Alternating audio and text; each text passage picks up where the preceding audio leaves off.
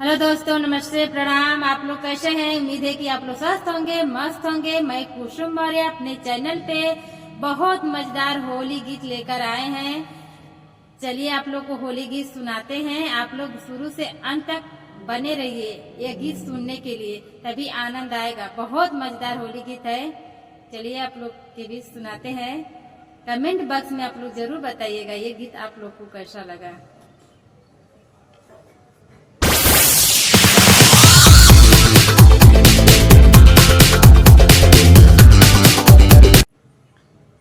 सैया होली मेला न गुलाल मोरा जिया न मन रे। सैया होली मेला न गुलाल मोरा जिया न मन रे। सैया होली मेला न गुलाल मोरा जिया न मन रे। औरू कोला न पिया रंग बसंती, औरू कोला न पिया रंग बसंती।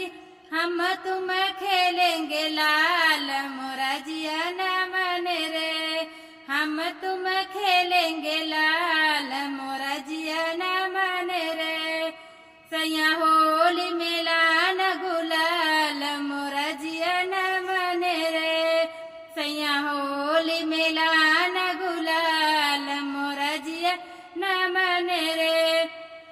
औरू कोला न पिया रेशम साड़ी, औरू कोला न पिया रेशम साड़ी। हम कोला न चुनरिया लाल मोरा जिया न मन रे। हम कोला न चुनरिया लाल मोरा जिया न मन रे। सैया होली मेला न गुलाल मोरा जिया न मन रे। सैया होली में लान गुलाल मोरा जिया न मन रे। औरू कोला न पिया कंगन चूड़ी, औरू कोला न पिया कंगन चूड़ी।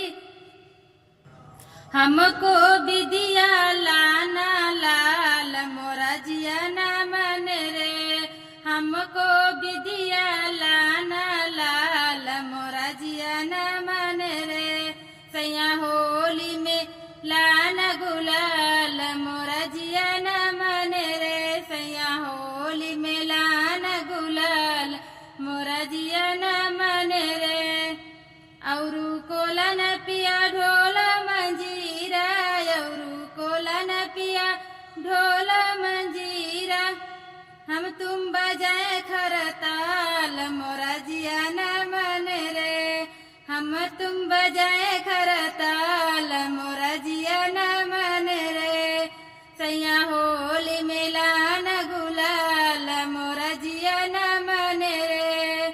सैया होली में लान गुलाल मोरा जिया न मन रे। औरू कोला न पिया बर्फी लड्डू, औरू कोला न पिया बर्फी लड्डू।